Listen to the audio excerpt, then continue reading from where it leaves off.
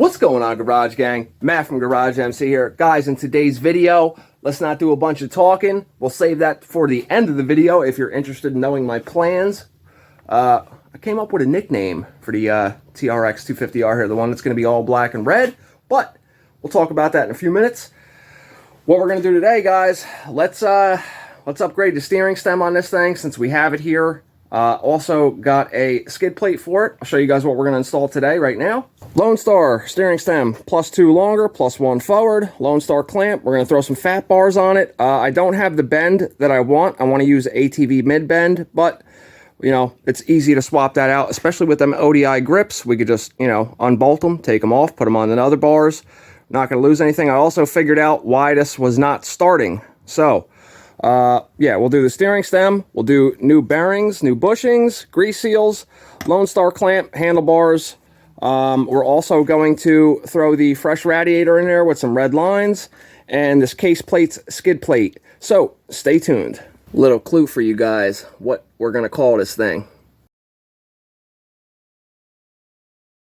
Alright guys, so before we get started, obviously I gotta get changed. I don't want to ruin this hoodie. I really like this hoodie, and this hat too. I'm gonna start getting looking into some merch, guys. So if you guys are interested in like some t-shirts, hats, I actually got a cool idea for some other stuff I want to get made as far as merchandise goes for the channel. I'd like to I contacted somebody. I'm waiting for them to get back in town, but I want to get straps for goggles, like for, you know, riding. I think that'd be a cool thing. Maybe, you know, lanyards, the usual stuff till we figure out and, you know, get our bearings on how to handle doing stuff like that with merchandise and whatnot. But before I get changed, let's you know, talk a little bit more in detail about what I'm going to do here today, and then we'll get rocking on this thing. So steering stem, we're going to start with that, guys. I'm going to take, you know, obviously 4 bolts out up here. I'm going to remove the nut from the bottom, get the steering stem out of the way. After we disconnect everything off of our handlebars, get these old bars off of there. Also going to drain the coolant out of this. We're going to remove this radiator. There's nothing wrong with it, but it's all dinged up and stuff. So, you know, I want the bike to look fresh. So we're going to change it. They're cheap, man. It's like $65 for a GPI radiator. These rad shrouds, I'm going to use them for now. I was looking into the RTC ones, like the triangle shape ones, if you guys aren't familiar with those. What I'd like to do, I'd like to try and fabricate my own. We're not going to get into that in this video, obviously. I'm also going to take the exhaust off today because I want to clean that thing up with some Quad Zero steel wool. You know, it's got little rust spots and stuff like that on it. When the springs blew off that one day, we lost our loop that holds the springs. So I kind of had to do this little jank thing, you know, because you need springs on the exhaust. So I'm going to have to TIG weld a little loop on there. I'm not doing that in this video. I'm going to do that off camera. Just, you know, TIG welding something on there. These lines, yeah, that's custom right there. So these got to go. I'm going to also polish up our face here for our gauge. No big deal. What else are we going to do? Oh, I bought a cased plates skid plate. We're going to go ahead and throw that on because this thing has no skid plate on it. And I don't like to not have a skid plate on my quads. I wanted to go with something pretty light. I didn't want to go with something real thick aluminum style. So the cased plates one, it's very thin, very, very light. So, you know, I don't need some crazy thing on here. Just something to deflect anything that might want to work its way up in between the frame rails to my 250R cases, because replacing parts on these is not cheap, if you haven't noticed. So yeah, I didn't get my foot pegs from my buddy Tom yet, so those I'll have this week. We'll do that in another video. So yeah, let's get started. We'll take all this old stuff off. I want to get the steering stem bearing out of the bottom of the frame too. I got a replacement for that. And I don't know, we might do a couple other little things. I also figured out why this thing was hard start, or hard to start. We'll talk about that in a minute. Let me go get changed, guys, and then we'll pick up. We got our handlebars off, guys. I did it off camera. You guys know how to, you know, take your levers and handlebars off, right? No sense in wasting your viewing time with that. So I just got all of our stuff laying here. I am going to switch out the front brake lines while we're at it here too. A couple other things I ordered. I ordered the rebuild kit for the front A-arms from Full Flight. I went with the upgraded Teflon Heim joints because great noise coming from this thing. Don't come a knocking when this 250Rs are rocking. You know what I'm saying? So, alright, we got our coolant draining out. I got that not making a mess, hopefully. Yeah, that's about all of it. Obviously, there'll still be some in the lines and whatnot, so, you know, we're going to get that off. I took the gas tank off, got that out of our way. I took that off because there's a couple other things I want to clean up. I'm going to throw those ESR reeds that I have in there, too, because this still has, or at least it appears to be, OEM-style reeds. I want to put the ESRs in here, so, also the petcock, it works in the on position and it turns it off, but when you go to reserve, that might as well be off too. Nothing comes out of it, so I'm going to take the petcock off. I drained the gas tank into one of my gas jugs that had a VP 110 in it with HP2, 32 to 1. I also might start running this a little bit leaner, guys, like 36 to 1. Getting a lot of oil buildup, so it's definitely a little too oily for the way this quad wants to run. I'm gonna clean our air filter. I got a new one on order, guys. I always like to have 2 air filters. This way, when this one gets dirty, I can just swap the other one and then clean one, and always have a clean one ready to change on the shelf. Let's see here, what else? As soon as that coolant's done draining out, I'm gonna take our shrouds off. They are just these clamps here that go around the frame, and then they get pinched together with this 10mm bolt here, and they go right here as well. And there's a bolt down on the bottom on these, so I'm gonna get these out of the way. For now, I might just polish these up, or I might powder coat these black. So I'm gonna do that. What else do I want to get done? I'm gonna put some brake lines on here, like I said, and yeah, so let me start getting us prepped up for the next step here, and then we'll start doing the steering stem and the radiator. Well, it's a good thing we're changing this radiator, guys. I took these little, I guess we'll go ahead and call that custom. Yeah, we'll call that custom to be, you know, respectful to whoever did this. But, yeah, the top outlet nipple is supposed to come off of this, and this is the return line. It comes out of here.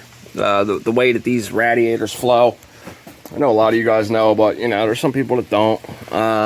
You get your coolant, obviously. Oh wow, this one's cut off too. That's not cool. I'll show you the difference on the new one. You know, gravity, you know, hot rises, cold drops, you know, it's common physics. This is where it comes out of. This feeds the top of the water pump, which is right here. That goes into that line, and then it comes out of here, goes up along the side of the cylinder, goes into here, goes through your ports, and then works its way down, comes out of this outlet here, and then back into this jank part on the left of the quad, or the left of the radiator anyway. Now the radiator itself, it sits in those 2 grommets, the stays at the bottom of the radiator. Here, I'll show you on this one. The 2 stays down there, they sit in those rubber grommets on the frame, and then there's 2 at the top. There's one under my hand here. Those 2 right there, and you can see how this one isn't cut off. Neither is the bottom. Obviously, that's how it's supposed to be, at least using the new hoses that we got. Now up at the top of the rad, there's a 10mm here, which this is, like I said, I figured out why this thing was hard to start. The kill switch button was not letting me get spark. So my buddy Tim stopped by last night. We were out here messing around, and you know, I pushed the button in for whatever reason and kicked it, and we got spark. So then I pushed the button in and out a bunch of times, and then it freed up, and we got spark in the spot that it's supposed to be. This was to the outside of this bracket right here, the ground wire for the kill switch, so probably not getting a good enough ground, and it's probably oxidized inside of this kill switch button here. So I ordered a new one of these. I got one that's anodized red, and it replaces the clamp on the back of the lever here, ASV lever. So it'll get clamped to here, and then it gives it the kill button. So it'll be, you know, it'll look nice and clean. I like stuff to look like that, you know, like it serves a purpose, obviously, aesthetically and mechanically. So we got two 10 mil bolts. You take it out of both of these, and then these just get picked up off the top of the rad. We're going to take this old rad out of here so we can make it a little easier for ourselves to do the steering stem and whatnot and give ourselves some space. Then this other bolt I already cracked free. We'll take this out, remove this stay as well. Then next thing I'm going to do, because we're going to need a little bit of space, I already removed the 4 12 mil bolts that hold the top of the steering stem in. You guys can see this custom brake line here. That's bent pretty bad. We need to replace this stuff anyway. So I'm going to pull these all out and pull the stem up a little bit, and then we'll pull the rad out of our way, and then we'll get to putting the new rad and stem in. All right, guys, let's get this chopped and screwed radiator out of here. Now that we got our two brackets off the top, we can pick it up out of the grommets on the bottom and tip it out. We don't need to, you know, remove the steering stem and take it out, obviously. But so now that this thing is ready to go in the scrap aluminum pile, because I wouldn't even sell it to somebody with that all cut up like that. That's, you know, that's not good. It's not a good thing. So now let's remove our 4 12 millimeter bolts that hold the factory steering stem clamp in. Get these out of the way, and this little brake line stay, this hook here, I don't know if I'm going to reuse that or if I'm going to either make something or maybe just, you know, bend this back straight again and reuse it. We'll figure that, cross that bridge when we get to it. I don't think I'm going to be able to use it anyway with that Lonestar clamp, because it has 4 Allen head bolts that kind of get inset into the new clamp, so I don't think we're going to be able to reuse this anyway. No big deal. This will go in my pile of OEM parts, guys. I do save all my stock parts to quads, like, you know, like 250R and stuff like that.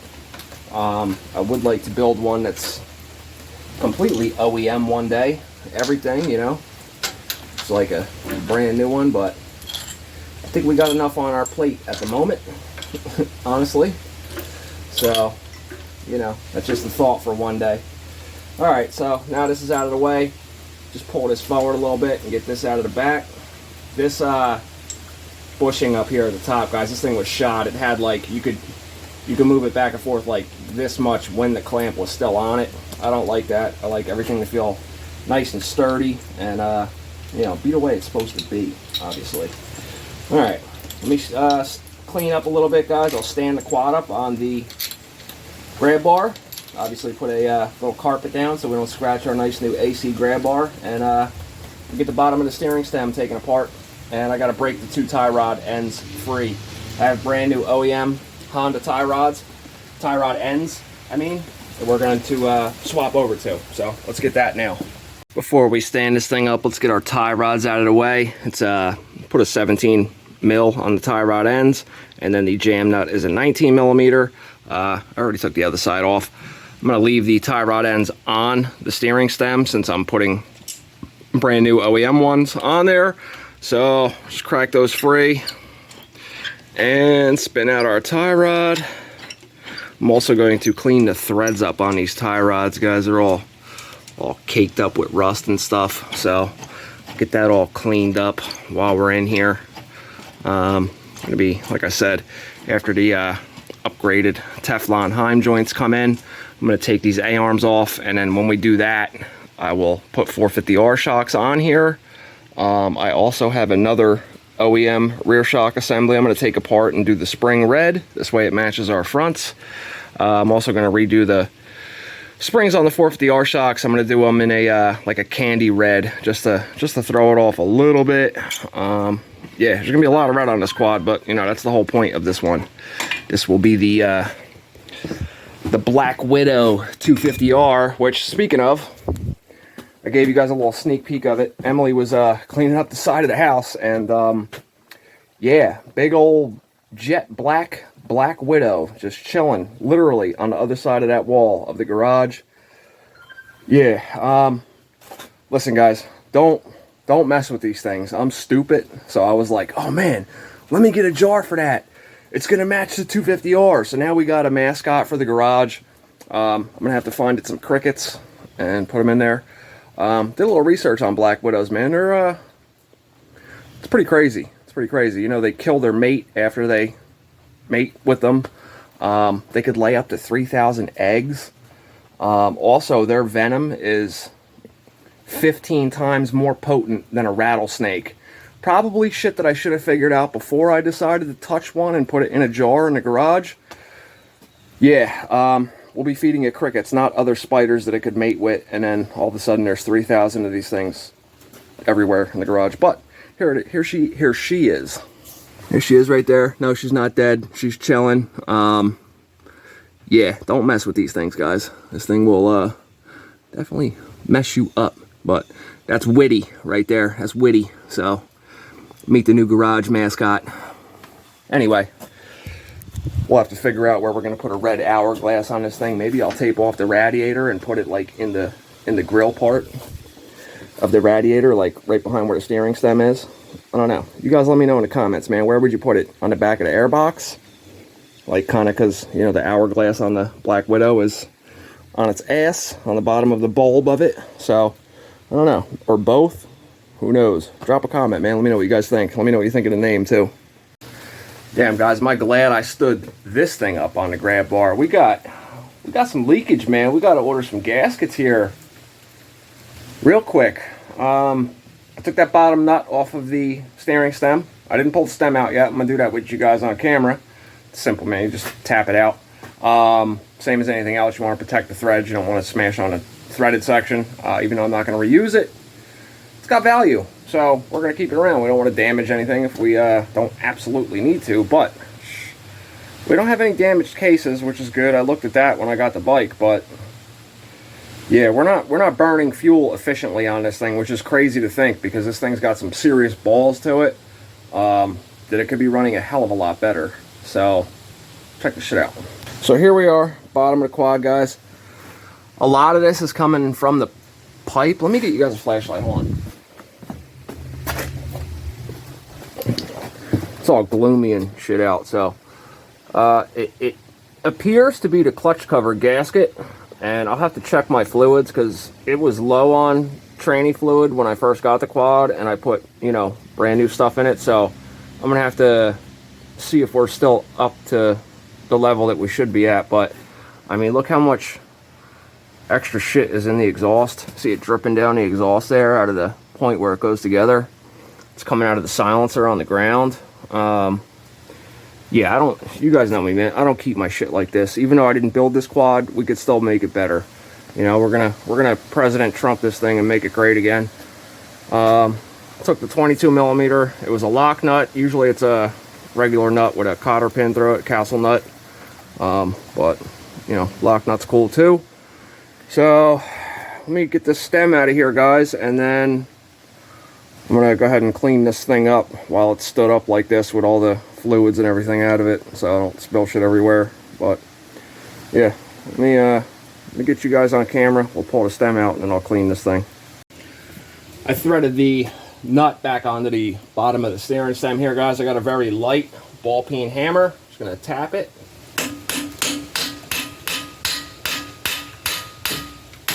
And there we go. Take the nut back off of it and I will pull the stem out. We'll get our nut off of here because it won't come out without it. There should also be a metal collar inside this lower grease seal on the frame. It looks like it is in there, I think. Maybe, maybe not. Okay. Well, let's get this disassembled and then we'll see what's in there. Let me pull the stem out from the other side. We got our radiator out of here. We don't have to worry about damaging anything. That's cool. I just stuck my hands in the grease that's all over the upper bushing. That's sweet. All right. So here we are, guys. We got our stem out. So we'll put the nut back on here so we don't lose it for now, but we will be reusing this. So next thing I'm gonna do, guys, I'm gonna pop these grease seals out and then push the bearing out. I'll do that with you too. You've seen me do this on the 450R before, but you know, we're doing this now. So there we go. I took the grease seal out from the bottom and the top. I just, you know, Honda's nice enough to give you a little groove right here, so you can get your groove on, get that grease seal out. Also took the one out of the top. We did have our little metal spacer in there. Depending on what bearing and bushing kit you get, guys, it might come with a new one of these. I'm obviously gonna clean this up before I reinstall it back in the quad. Took the grease seal out of the top as well, and I got a little overzealous and jumped ahead without turning the camera on, but you know, just a circlip. This one's it's pretty whooped. I gotta see if I have another one this size here. It's all corroded in there too. I don't know if you guys can, let me see if I can get you a better view. You guys can see up in there, it's all nasty and stuff, guys. So I'm just gonna take a socket on an extension that's about the size of what will allow me to get into the bottom here, and it's probably going to be a bitch to get out. I might have to pull out my Dremel with a little wire wheel on there and clean up the inside of all that rust. Actually, you know what, that's exactly what I'm going to do. I'm going to clean all that up first, then I'm going to push this out, and then we'll pick up when we're putting the new stuff back in. So let me get that taken care of real quick. I'm also going to push this thing out here a little bit and just hit it with the power washer and clean this up while everything's all off of it and I can get like a really good cleaning. I'm also going to put a little rubber boot over this here too. I don't want even a few drops of water to get in here, so I go ahead and do that now. And then I'm also going to flush out my coolant chambers in the cylinder. Just going to flush it with water and then blow it out with like high compressed air. Nothing crazy, like, you know, 50-60 psi. I'm not going to blow anything out doing that with a few psi, but yeah, that's what I'm going to do right now. So we'll pick back up when we're putting the new stuff in. She cleaned up pretty good, guys. I got all that. It was more or less just two-stroke oil and stuff coming from the exhaust. It was all over everything. Still going to order new gaskets. You guys know I got that Mod Quad stator cover. Sweet ass part. I'm not putting that on in this video yet. I'm going to order a clutch cover gasket, redo that. OEM Honda gasket, just like I got for here. I should have just bought a whole kit, but I couldn't find one, so I'm going to end up buying everything individually. Got everything cleaned up pretty good. Got our pipe's cleaning up. It's gonna look like new once I steel wool it and, you know, put some polish on it and everything like that. Got all this stuff pretty clean, you know, just for soaking it down and power washing it, but you know, there's still a little residue on here I can wipe with a rag, and I couldn't get all of that off of the exhaust flange up there. When I take this exhaust off, I'll, you know, put all that stuff in a parts cleaner, clean all that stuff, get all that off of everything. So what I'm going to do now is I'm going to set the quad back down on all fours, and I'm going to push our new bearing in there. As you guys can see, I got it pretty cleaned up in there.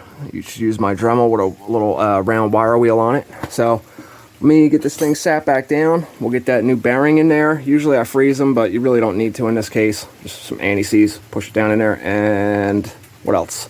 I gotta see if I have a new circlip for that, because I'd rather not use the one that was in there, but it'll do if I have to. But all right, let's do that. Let's get our new bearing into the frame down there, guys. I hope that's a good enough angle for you. Maybe move this stuff out of your way so you can see a little better. All right, so first thing I'm gonna do, Permatex anti-seize. Always use this stuff, guys. It, you know, helps everything come back apart the next time, you know. Use a nice generous amount. And like I said, I wire wheeled the inside of this. We're gonna get this lip here real good where the bearing sits, and we're also gonna get in the groove where the circlip goes. So I'm also going to put a little bit on our bearing here. You know, even though there's some already where it's gonna go. Stuff's cheap, man. Don't be trying to conserve it. Use it. That's what it's for. So go ahead and get our bearing lined up here without getting anti-seize all over ourselves, which is probably going to be impossible. I already got it on my clutch line here. And we're going to use our bearing and race installation tool with the proper size. You never want to go banging on the inner race of the bearing, guys. You will throw it all types of out of whack. It's going to be a crappy angle, but you guys can see what I'm doing here. Just going to line this up. There's also a bolt that goes on here. You could put different size ones on here. It kind of helps keep you centered.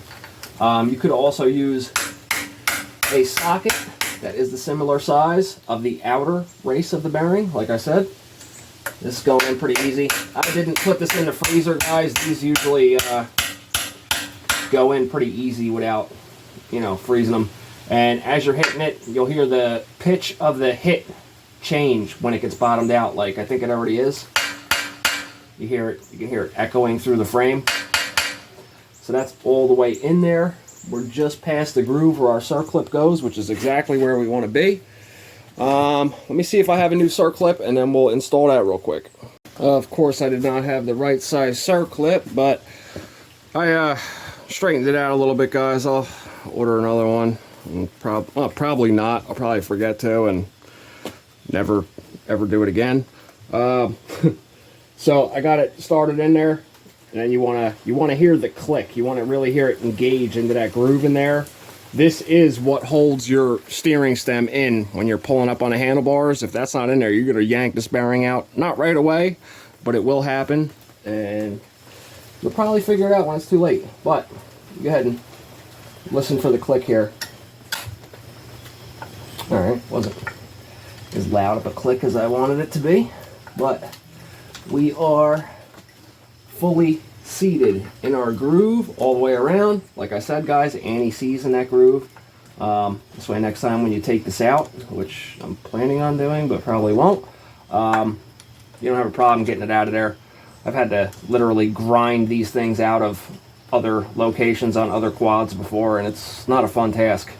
Usually takes your whole day from you, and gets really frustrating, pisses you off. Alright, so next thing that we're going to put in there is our new seals. So let me grab those and pack them, and we'll put those in as well.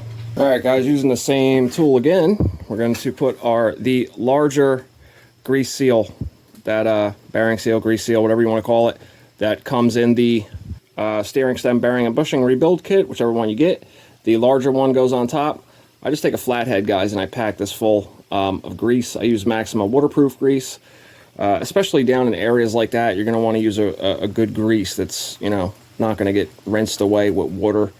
You know, I don't run my quads through water like that, but, you know, just because.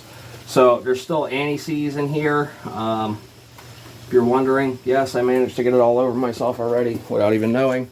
We're going to use our same tool that we just used, the seal and race bearing installation tool. I know this is kind of a crappy angle for you guys, but the bumper's there, and there's really not another angle that I can get for you, but you guys see what I'm doing, man. Same thing as the bearing.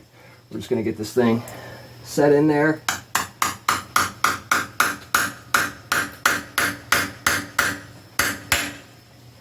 And I usually, when I'm doing the seals, I will just make it somewhat even all the way around. I'll go like off center with the tool. This way the tool hits the frame. Once the bearing gets pushed in, doesn't push it in any further than that. The stem is more than likely going to push it into the amount that it wants anyway, so no big deal. So we'll just run with that. The lower one we'll put on when I stand the quad back up, but let's put our stem in now, and we'll put our upper clamp on, then we'll stand the quad back up and do the lower seal and put the spacer and nut back on. Let's go ahead and set our new Lonestar stem down in there. Like I said earlier, +2 up taller, +1 forward. I'm like 6'1" almost, guys, so if you're wondering why I picked those type of height differences and moving it forward, that's why. This came with a hitch pin and a new nut on the bottom of the stem here. Hope you guys are in frame. The way this goes in, the flag of the steering stem faces the rear of the quad. So we're going to go ahead and just carefully, gingerly, calmly, whatever other word you want to use, put this down, and we're going to feed this in through the new grease seal that we just did. Being careful not to roll our grease seal lip. Just like so. Alright, so I'm going to put our nut and our hitch pin down. Now, next part's going to go on. I got what came with the bushing and bearing rebuild kit. Make sure you guys are getting a good angle here. Here's the clamp that I got, guys. The Lonestar stem. Might as well rock a Lonestar clamp. Like I said, I'm not ordering Lonestar stuff anymore. But, you know, this quad is just a... we're just fixing this one up a little bit to keep it as a rider. So you get the two pieces, just like OEM. This new rubber bushing in here did not come with the Lonestar clamp. You would think it would, but no, it doesn't. So I'm going to get our more rear clamp up against the frame there, and I'm going to grease all this up, and you know, it's pretty self-explanatory what we're doing here. This goes on, you know, want it facing the right way, and we'll tighten these down. I'll get the torque specs for all this stuff for you too, guys, as far as this clamp goes and the lower part of the steering stem. So let me get all this greased up, and I'll you know, I'll stop midway and show you what I'm doing. Without a third hand, this is, I guess, in the words of Mike Sabo, quite cumbersome, but what seems like it's going to be easier for me to do is I'm going to go ahead and put some grease on the inside here. You don't need to go crazy because it's going to work its way around anyway. I'm going to go ahead and get this stuck on there and then put the clamp together, and, you know, just watch what I'm doing. It's like, it's not really a conventional way to go about this. Also going to put some grease in here. Don't need a crazy amount, just a nice little film, you know. So going to get this in the location that it's roundabout going to go in. Alright, I'm going to put this behind it. This is where it gets a little tricky. Now this little notch here obviously has to go in the groove of the steering stem clamp. So, get that like that. Right about there. Don't slide down on me. Alright, now we're going to get our other piece of our clamp here. Take our bolts out, which I'm going to also anti-seize. These are stainless steel bolts, guys. You always want to anti-seize stainless steel. Especially if it's going into an aluminum item, because it will gall and seize, and you know, it's no fun. It's definitely no fun. So I'm gonna get a little bit more grease on my finger here, and we're gonna lube this puppy up as well. Nice little film. You don't gotta go crazy. All right. Make sure our logo is facing the right way. I'm going to put one of these bolts in right now without anti-seize, just real loose, just so it holds it where it's supposed to go for me. It doesn't look like it's sliding down, but you guys already know as soon as I turn my back on it, it's going to. So, alright, let me get out my anti-seize, guys, and get the torque specs for you, and we'll start clamping this stuff down. Damn, that looks way better than the original one. Torque specs, guys, as per the Climber manual, TRX and ATC, 85 to 89. We are in the front suspension and steering, chapter 9. We're going to go over here to Trx250R, 4 tracks. Steering shaft, nut, we're going to go by foot-pounds. So 43 to 58 foot-pounds on the nut at the bottom of the stem. We're not at that point yet. So 43 to 58, we'll just go right in the middle, around 50. And then the holder bolts, which is what they call it in here, 18 to 22. So we're going to go for 20 foot-pounds on those there. Those are a 6mm Allen head. So let me get my torque wrench out, and we're going to crank that down to 20 foot-pounds. 20, 20, 20. As always, guys, you know, if you're using your torque wrench, don't hold it by the middle, hold it by the grip or the knurled end. That's how it's calibrated to be used. Yes, this is a 35-foot long torque wrench, but 20 foot-pounds is 20 foot-pounds. Before I stand the quad up, guys, let's go ahead and lay our new GPI Radiator in the frame. You guys got to let me know what you think about this. Bam! Yeah, the Black Widow. I went with this option, guys. I know I said drop a comment, and you still can. Write whatever you want, man. Tell me I'm a friggin' idiot. Whatever you want to say, I don't care. That's what the comment section is for. I highly doubt any of you guys are going to type that anyway, but, you know, I got to be corny once in a while, you know what I mean? So, I think it's a good spot. It's not, you know, you're not really going to see it unless you're, like, really looking at it. So, let me just get this thing laid in here. Of course, I forgot to bring my upper brackets over here, but whatever. So, this is pretty simple, guys. It's the same thing as when we took the other one out. You get the lower stays if it will allow us. It's kind of a tight squeeze right here, man. There we go. Want to be careful. Don't ever grip it by the fins. These get deformed really, really easy. So go ahead and set that where it's about going to be. Right about there, I believe.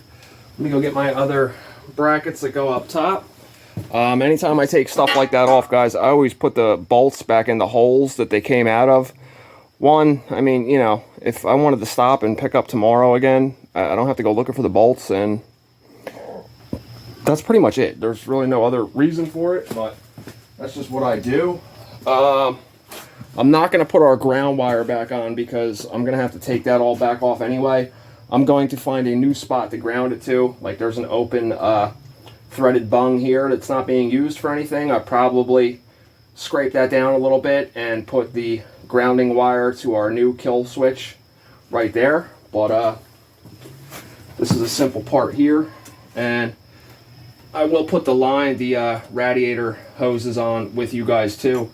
One thing to note with those silicone hoses, wash your hands first before you handle those, because they'll wipe the grease right off of your hands, and then it is a pain in the ass to wipe it off of those silicone hoses.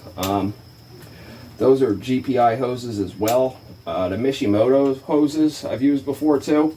Same thing, man. You have grease and stuff on your hand. It's a bitch to get it off of them silicone hoses, you know. So just wash your hands first before you handle those. So naturally, I'm gonna finish doing what we're doing with our stem before I install those. But yeah, definitely wash your hands before you mess with those. Damn, man, that pipe is looking good, clean. I didn't even scrub it yet, guys. That's just like washed with some degreaser. We'll put our two 10mm bolts back in. I'm gonna put those shrouds back on. There's nothing wrong with the square style shrouds, guys. I just think it really dates the machine. You know what I mean? Like, just it looks dated. So, you know, they keep coming out with new stuff for these 250Rs like daily. So, yeah, for some reason it looks like this. Both of these brackets are identical, but it almost seems like this one is wider than that one, and that one's shorter. Either that or these pins that come on these GPI Rads are just slightly a hair off.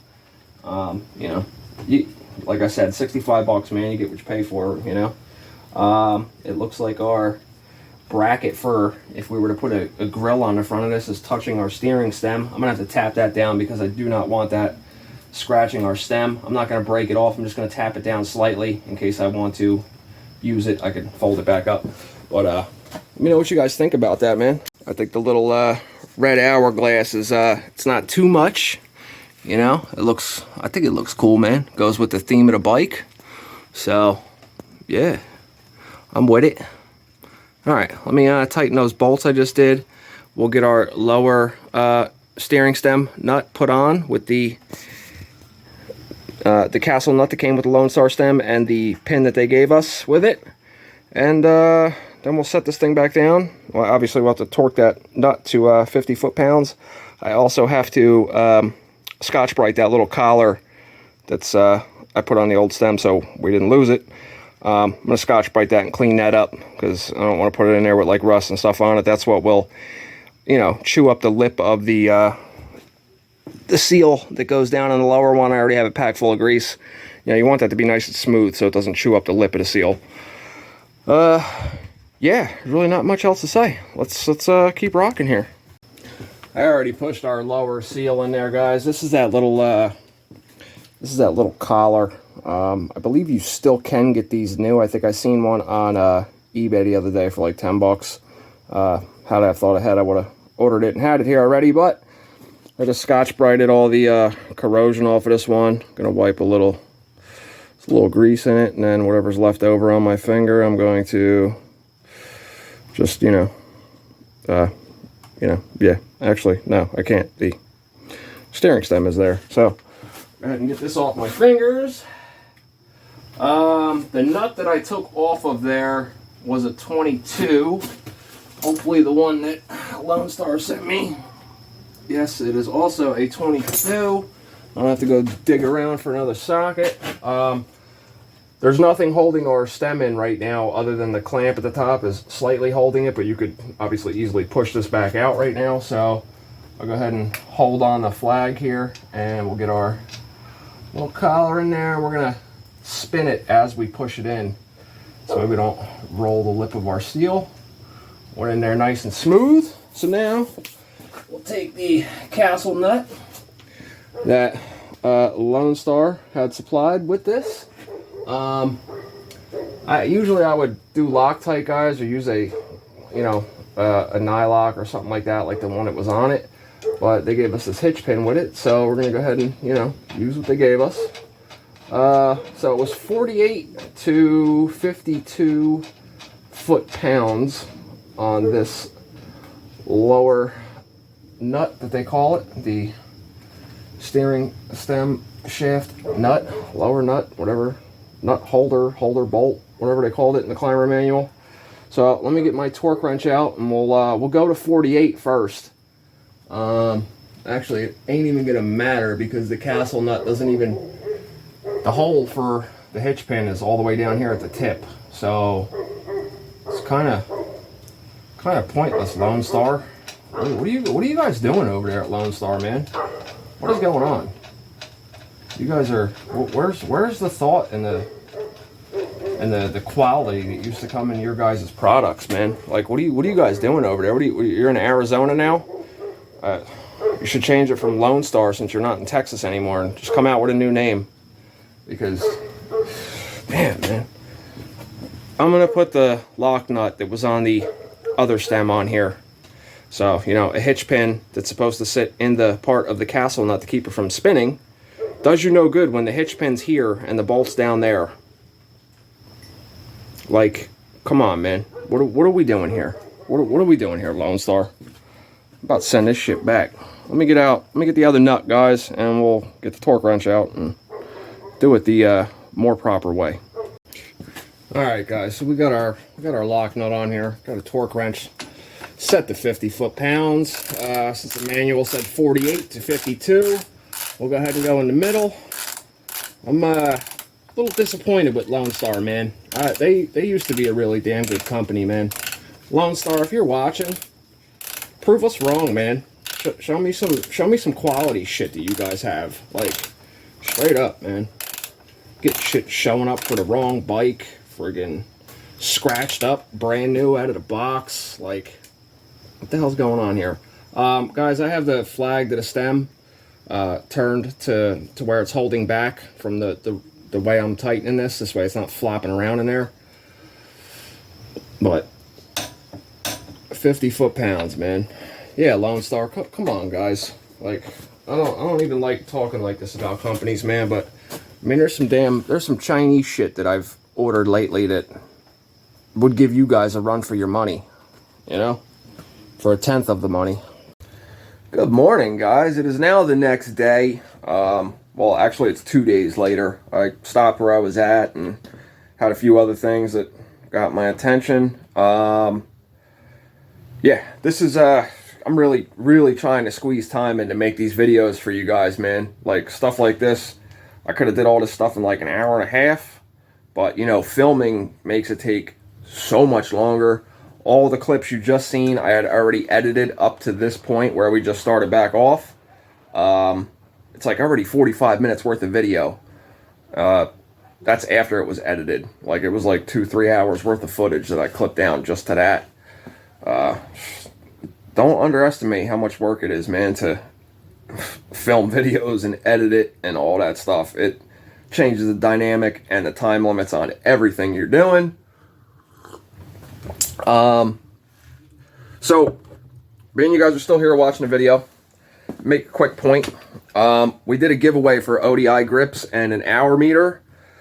So I want to shout out a couple people. Dante, you've been sharing my videos faithfully on Facebook. You know, we have something worked out with a 250X that you want parts off of. Cool, that's cool. Shout out to you.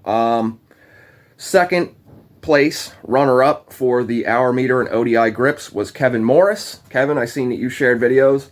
Tell that motherfucker I appreciate him. You know what I'm saying? And then we had Justin Carl. Justin Carl not only shared videos, he also made a YouTube channel and mentioned me in the YouTube channel. So he's the winner of the hour meter and ODI grips. He already has ODI grips, so we took those out of the deal and added a few other things. I'm not going to show you guys what they are. You're going to have to check out his channel and see what I'm sending over to him. He doesn't even know yet. He's got an idea. So Justin Carl Films is the name of the channel, so be sure to pay attention to that and check that out. But let's get back into what we're doing here with this 250R. So I got the seat sitting on here, and I was just, you know, feeling where my bars are, because these are CR bars. These are the Carmichaels. So I kind of want to go ATV mid bend, but these will do for now.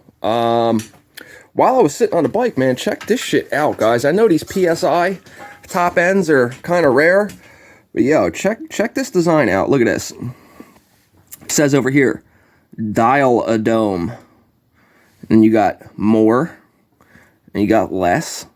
So I thought this was just a way to lock the dome in, and it is, but, and I could be wrong, I haven't done my research yet, but this is what it seems to be at first, you know, looking at it.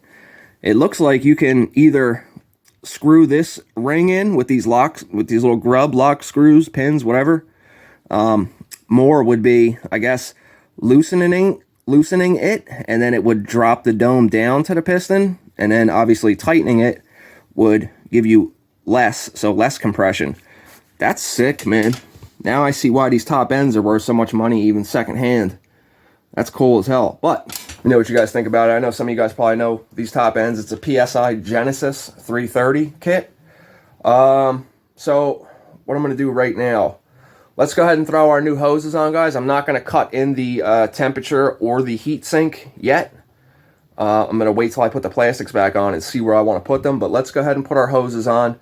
They are trimmed to fit, so, you know, we'll do that real quick. It's very simple, but let's get into it. I have our hoses just lightly, you know, in place so we could see what we need to trim. So the first hose, I kind of like where it's at over here. It's nice and away from the pipe. You don't want this resting on the pipe. Like this one here is definitely going to need to be trimmed.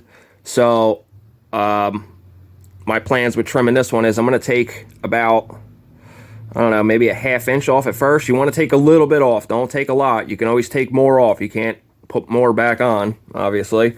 So this one here, I mean, I guess I could cut it like here and get it all the way on and have it go around the bend too, but I'm probably just going to clip it about here, and then it'll end here on the nipple coming out of the radiator. That should keep us plenty distance away from our pipe. And then this one on this side kind of seems like it doesn't really want to be too good. I gotta mess around, see if maybe it fits better the other way. But when you line it up on there, the 90 doesn't really meet up with this. Yes, you can flex and stretch these a little bit, but and when you're gonna cut them, guys, either use a nice brand new razor blade and get a nice straight cut, or this is what I use. Some of you guys know I'm a plumber. That's my main profession when I'm not working on quads for myself. This is called a poly cutter. This is for cutting PEX or, you know, a poly water service. It really gives you a really nice clean cut, really controllable. These are really sharp though, guys. You got to be careful. You could definitely lob your finger off at one of these if, for whatever reason, you had your finger there and squeeze it all the way down. But, you know, safety third. But yeah, this is what I like to use when I'm cutting these hoses. And like I said earlier, this is the first thing I'm doing today because I don't have my hands all greasy yet.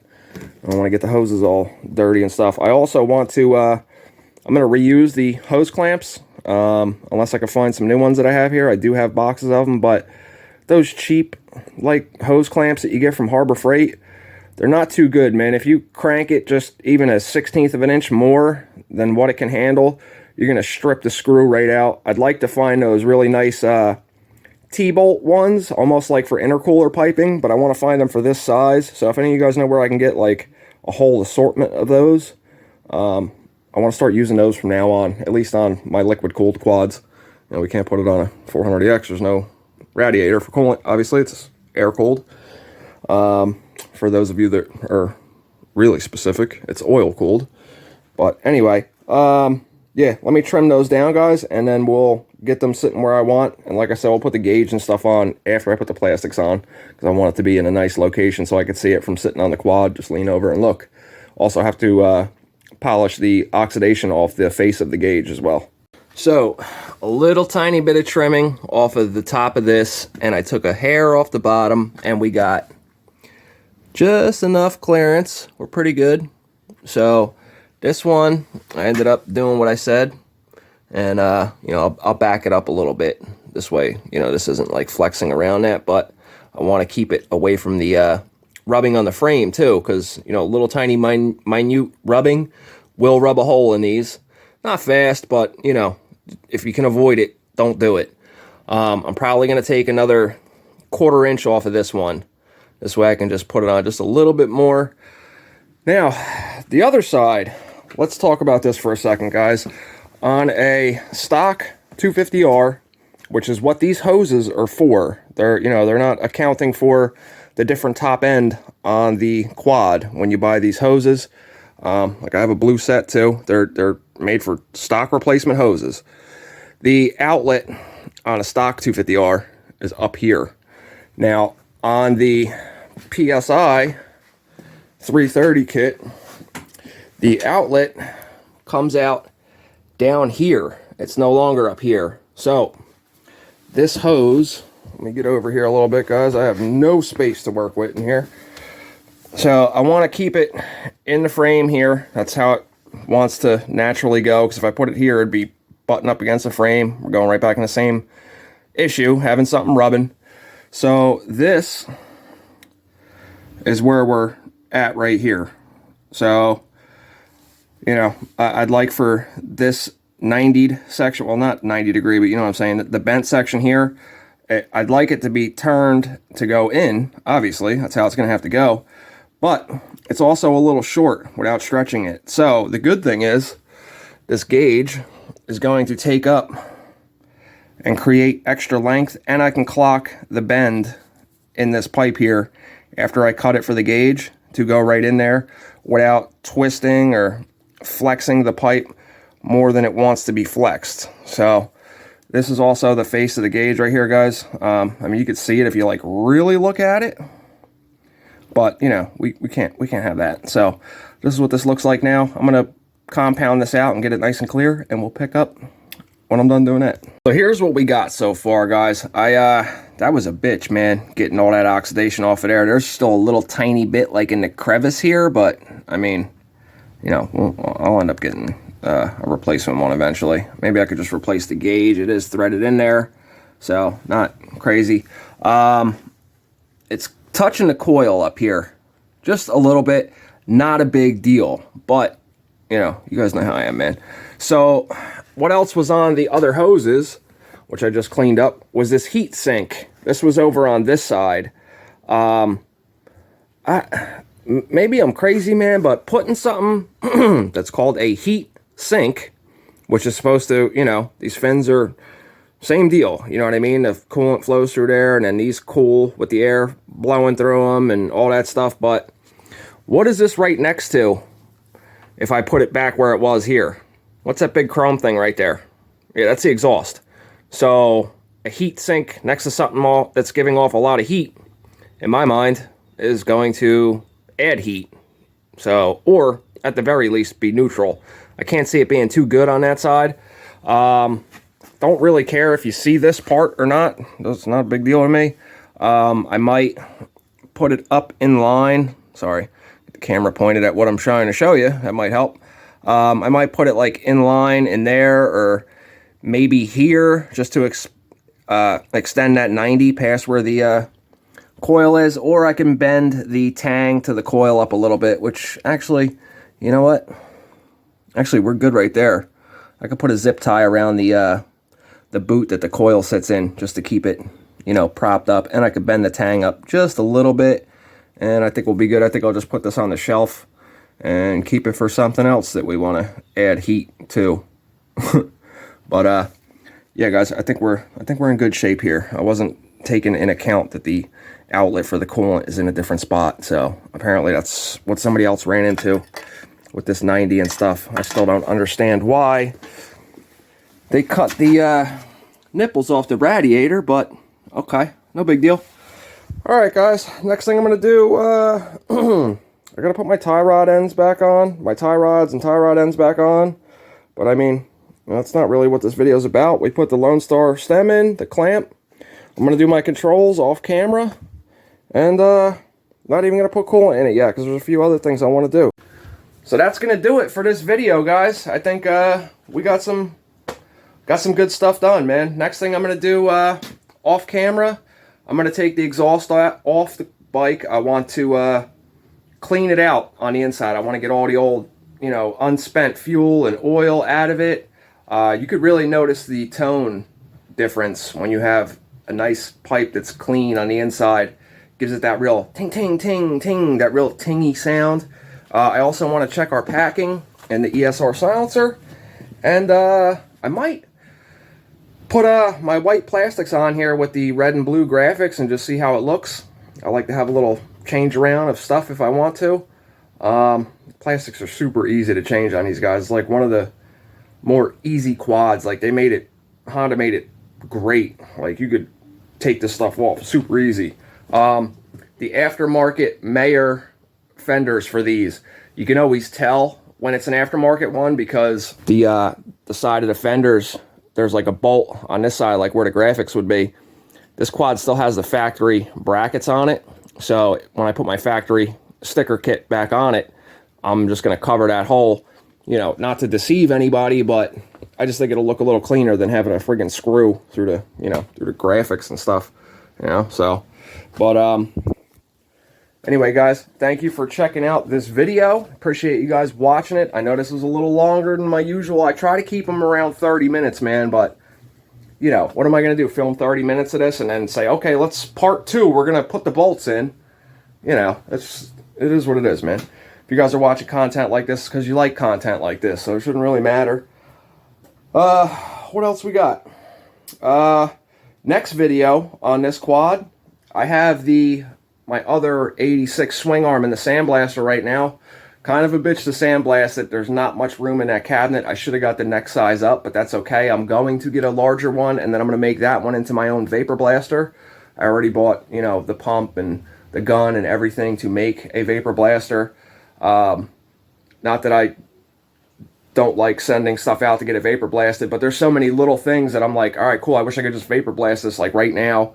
You know, I'm not going to send somebody a shift lever just to have it vapor blasted and ship back. I'd like to be able to do little stuff here, you know, big enough to do cases and stuff like that. But once I finish sandblasting that, we're going to put the black swing arm on this bike in the next one, and then when the upgraded Teflon Heim joints for the full flight A-arms come in, that'll be a video too. Maybe we'll do those and the swing arm in one video. And yeah, that's it, man. So like I said, guys, thank you for checking out the video. Real quick though, make sure you go ahead and stop and hit that like button, and if you haven't yet for whatever reason, smash the subscribe button. And yeah, I'll see you guys in the next one. Don't forget to drop your comments, guys. I read and answer every single one. I do not just hit you with a thumbs up. Go through any one of my 120, 30 videos that are out, and you tell me if you could find one comment that I didn't answer. You won't. I guarantee you won't. Yeah, guys, let me quit talking. I'll see you in the next one.